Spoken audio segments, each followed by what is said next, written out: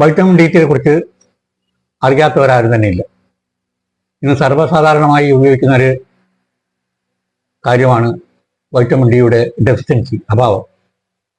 ഡോക്ടർമാർ രോഗനിർണയം നടത്തിയതിനു ശേഷം ആദ്യം ആവശ്യപ്പെടുന്നത് വൈറ്റമിൻ ഡി ചെക്ക് ചെയ്യണമെന്നുള്ളതാണ്. ശാരീരികമായും മാനസികമായി വരുന്ന എല്ലാ പോരായ്മകൾക്കും അതിന് നിദാനമായി നിൽക്കുന്നത് വൈറ്റമിൻ ഡിയുടെ അഭാവമാണെന്ന് ഇന്ന് കണ്ടെത്തിയതോടുകൂടി ചികിത്സാ രംഗത്ത് തന്നെ ഒരു സമൂലമായ മാറ്റത്തിന് വിധേയമായിരിക്കുകയാണ്. ശാരീരികമായ അസുഖങ്ങൾ വരുമ്പോൾ, നമ്മുടെ സ്കിന്നിനുള്ള അസുഖങ്ങൾ വരുമ്പോൾ, തൊലിപ്പുറത്തുള്ള അസുഖങ്ങൾ വരുമ്പോൾ, അല്ലെങ്കിൽ ശരീരത്തിൽ കാണുന്ന മുഴകൾ വരുമ്പോൾ, ടോൺസൈറ്റ്സ് വരുമ്പോൾ, പോളിപ്പസ് വരുമ്പോൾ, കാറ്ററാക്ട് വരുമ്പോൾ, മുടി കൊഴിച്ചിൽ വരുമ്പോൾ, അല്ലെങ്കിൽ എല്ലുകൾക്കുള്ള തേയ്മാനം വരുമ്പോൾ, റൊമാറ്റിക്കായിട്ട് വാദ സംബന്ധമായ അസുഖങ്ങൾ വരുമ്പോൾ, മാനസികമായ പിരിമുറുക്കം, സ്ട്രെസ്, ഡിപ്രഷൻ, അതുപോലെ തന്നെ അറ്റൻഷൻ ഹൈപ്പർ ഡിസോർഡർ, ഇതൊക്കെ സംഭവിക്കുന്നത് വൈറ്റമിൻ ഡി ഇല്ലായ്മയാണെന്ന് കണ്ടെത്തിയതോടുകൂടി ഇത് ഇന്നൊരു പ്രധാന വിഷയമായി മാറിയിരിക്കുകയാണ്. 2010 മുതലാണ് ഞാൻ വൈറ്റമിൻ ഡിയുടെ പ്രാധാന്യത്തെക്കുറിച്ച് പഠിക്കാൻ ആരംഭിച്ചത്. നിരവധി തെളിവുകൾ ഞാൻ ശേഖരിക്കുകയും എന്താണ് വൈറ്റമിൻ ഡി, അതിൻ്റെ ഡെഫിഷ്യൻസി കൊണ്ട് ഇതുപോലുള്ള രോഗങ്ങൾ ഉണ്ടാകാനുള്ള കാരണം എന്ത് എന്ന് പഠനം നടത്തിയപ്പോൾ വളരെയധികം വസ്തുതാപരമായ കാര്യങ്ങൾ മനസ്സിലാക്കാൻ സാധിച്ചു. വൈറ്റമിൻ ഡി ഉണ്ടാകുന്നത് എങ്ങനെയാണ്? നമുക്കറിയാം, ശരീരത്തിലുള്ള വൈറ്റമിൻസ് ഉണ്ട്. Vitamin A, B, C, E, K. ഈ വൈറ്റമിൻസ് ഒക്കെ തന്നെ നമുക്ക് ഫുഡിൽ നിന്ന് കിട്ടുന്നതാണ്. മറിച്ച് വൈറ്റമിൻ ഡി3 അല്ലെങ്കിൽ ഡി നമുക്ക് ഫുഡിൽ നിന്ന് വളരെ വളരെ വളരെ ചെറിയ രൂപത്തിൽ മാത്രമേ ലഭിക്കുന്നുള്ളൂ. അതുകൊണ്ട് തന്നെ ഇതിന് വൈറ്റമിൻ എന്ന് പറയാനും പറ്റില്ല. വൈറ്റമിൻ്റെ രൂപത്തിൽ ആ കാറ്റഗറിയിൽ ഈ വൈറ്റമിൻ ഡി പെടുന്നില്ല. വൈറ്റമിൻ എയും ബിയും സിയും ഇയും കെയും പറയുന്നത് പോലെ വൈറ്റമിൻ ഡി എന്ന് പറഞ്ഞുകൂടാ. എന്താണ് വൈറ്റമിൻ ഡിയുടെ പ്രത്യേകത? വൈറ്റമിൻ ഡി ലഭിക്കുന്നത് നമുക്ക് സൂര്യരശ്മിയിൽ നിന്നാണ്. സൂര്യരശ്മി നമ്മുടെ ശരീരത്തിലേക്കുമ്പോൾ നമ്മുടെ ചർമ്മത്തിലേക്കുകയും അവിടെ ചർമ്മത്തിൻ്റെ ആദ്യത്തെ ലെയറായിരിക്കുന്ന ഒരു കൊളസ്ട്രോൾ ഉണ്ട്, ഒരു ഫാറ്റ് ഉണ്ട്, അവിടേക്ക് ഈ സൂര്യരശ്മി എത്തുകയും അവിടെ ഒരു കൺവേർഷൻ നടക്കുകയും ചെയ്യുന്നു. ആ കൺവേർഷനിലൂടെ വൈറ്റമിൻ ഡി വണ്ണാവുന്നു. ആ വൈറ്റമിൻ ഡി വണ്ണായത് നമ്മുടെ ലിവറിലേക്ക് എത്തുമ്പോൾ വൈറ്റമിൻ ഡി2 ആവുന്നു. അത് ലിവറിൽ നിന്ന് പിന്നീട് കിഡ്നിയിലേക്ക് വരുമ്പോൾ വൈറ്റമിൻ ഡി3 ആവുന്നു.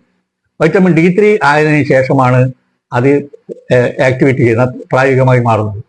അപ്പോൾ സൂര്യരശ്മിയിൽ നിന്നാണ് വൈറ്റമിൻ ഡി3 ഉൽപ്പാദിപ്പിക്കുന്നത് എന്ന് കണ്ടെത്തിയോടുകൂടി നമുക്ക് അനിവാര്യമായിട്ടുള്ളത് സൂര്യരശ്മി നമ്മുടെ ശരീരത്തിലേക്ക് എത്തുക എന്നുള്ളതാണ്. പുരാതന കാലങ്ങൾക്ക് മുമ്പ് തന്നെ നമുക്ക് സൂര്യപ്രകാശം കൊള്ളുകയും സൺബാത്ത് ചെയ്യുകയും ചെയ്യുന്നുണ്ട്. യൂറോപ്പിലൊക്കെ സൂര്യപ്രകാശമില്ലാത്ത കാലഘട്ടമ്പോൾ അവർ മൈഗ്രേറ്റ് ചെയ്ത് കേരളം പോലെയുള്ള മനോഹരമായ സ്ഥലത്ത് വന്ന് കടൽപ്പുറത്ത് മലർന്നു കിടക്കുന്നതായിട്ട് നമുക്ക് കാണാം.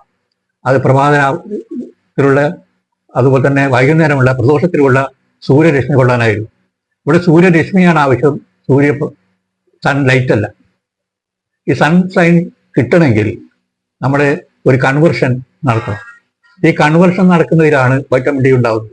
അപ്പോൾ സ്കിന്നിൽ കുത്തട്ടേക്കുന്ന ലെയേഴ്സ് അത് കൺവേർഷൻ നടക്കുകയാണ്. വൈറ്റമിൻ ഡി ആവുന്നു, ഡി2 ആവുന്നു, ഡി3 ആവുന്നു. ഈ കൺവേർഷൻ നടക്കുന്നത് മുഴുവനും സൂര്യരശ്മിയിൽ കൂടിയാണ്. ഈ സൂര്യരശ്മി അത് ലഭിക്കാത്തൊരവസ്ഥ വരുമ്പോൾ ആണിതുണ്ടാകുന്നത്. 2018 മുതലാണ് ഞാൻ ഈ തരുന്ന ഡെഫിസിറ്റിയുള്ള ആളുകളെ ടെസ്റ്റ് ചെയ്യാൻ തയ്യാറായത്. അങ്ങനെ ഞാനുമായി ബന്ധപ്പെടുന്നവരെല്ലാം തന്നെ കോളേജുകളും ഹൈസ്കൂളിലൊക്കെ ക്ലാസ് എടുക്കാൻ പോകുമ്പോഴും കൗൺസിലിങ്ങിന് വരുന്ന ആളുകളിൽ തന്നെ ഞാൻ ഈ ചെക്ക് ചെയ്യാൻ തുടങ്ങിയപ്പോൾ അവരുടെ വൈറ്റമിൻ ഡി 8, 10 ഉള്ളൂ. 30 മുതൽ 100 വരെയാണ് അതിൻ്റെ റേഞ്ച്.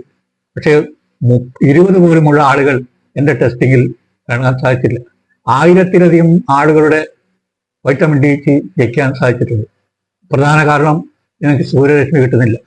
നമ്മുടെ ഫ്ലാറ്റുകളിലുള്ള താമസവും പിന്നെ നമ്മുടെ യാത്രയിലുള്ള അവസ്ഥ, ഇങ്ങനെ എല്ലാ മേഖലകളിലും നമുക്ക് സൂര്യരശ്മി കിട്ടുന്നില്ല. പഴയ കാലങ്ങളിൽ സൂര്യരശ്മിയെക്കുറിച്ച് പറഞ്ഞിട്ടുണ്ട്. ഗോ എന്ന വാക്കിന് തന്നെ സൂര്യരശ്മി എന്നാണ് അർത്ഥം. ഗോ ആരാധന എന്ന് പറഞ്ഞാൽ ആ സൂര്യരശ്മി കേൾക്കാൻ വേണ്ടി ഈ ഉള്ള സംവിധാനമാണ്. അതുകൊണ്ടാണ് അവർ സൂര്യപ്രകാശത്തിന് കിട്ടുവാൻ വേണ്ടിയാണ് അവർ സൂര്യ നമസ്കാരമൊക്കെ ചെയ്തത്. എല്ലാ വിഭാഗം ആളുകളും സൂര്യരശ്മിക്ക് കിട്ടാത്തതിൻ്റെ പേരിൽ ഇന്ന് പ്രയാസപ്പെടുകയാണ്. വിദ്യാർത്ഥികളായാലും അധ്യാപകന്മാരായാലും ഓഫീസുകളിൽ ജോലി ചെയ്യുന്നവരും കൃഷിക്കാരൊഴിച്ച് കർഷകന്മാരൊഴിച്ച് അല്ലെങ്കിൽ ഫിഷർമാനൊഴിച്ച് ബാക്കിയുള്ള ആളുകളിലൊന്നും തന്നെ വൈറ്റമിൻ ഡി തീരെയില്ല എന്ന് കണ്ടെത്താൻ സാധിച്ചിട്ടുണ്ട്.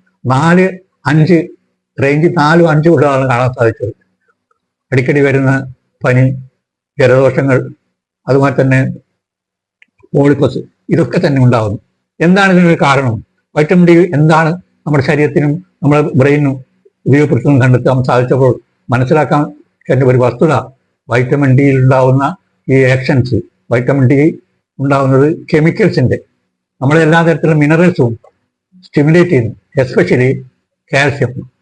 ഈ കാൽസ്യം അതുപോലെ തന്നെ മിനറൽസ് എല്ലാം തന്നെ മാഗ്നീഷ്യം, പൊട്ടാസ്യം പോലെയുള്ള എല്ലാ മിനറൽസും വർക്ക് ചെയ്യണമെങ്കിൽ അതിന് വൈറ്റമിൻ ഡി വേണം, വൈറ്റമിൻ D3 വേണം.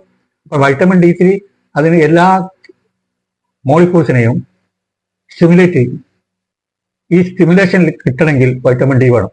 അല്ലെങ്കിൽ ഈ കാൽസ്യം നമ്മൾ ശരീരത്തിൽ അടിഞ്ഞുകൂടി നിൽക്കും. അത് ക്രമേണ ക്യാൻസർ പോലെയുള്ള രോഗങ്ങളിലേക്ക് കൺവേർഷൻ നടക്കുന്നു. അപ്പോൾ ഇതിൻ്റെ വൈറ്റമിൻ ഡിയുടെ പ്രാധാന്യം എന്ന് പറഞ്ഞാൽ ഇത് നമ്മുടെ സെല്ലുകളെ ആക്ടിവേറ്റ് ചെയ്യുന്നുള്ളതാണ്.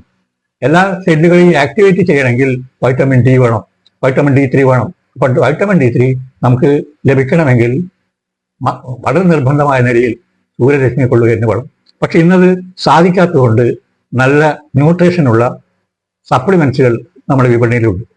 അതായത് കെമിക്കൽസ് ഇല്ലാതെ ന്യൂട്രീഷൻ സപ്ലിമെന്റ് ഇന്ന് ഉപയോഗപ്പെടുത്തുന്നത് അത് വളരെയധികം പ്രയോജനമായി എനിക്ക് മനസ്സിലാക്കാൻ സാധിച്ചിട്ടുണ്ട്.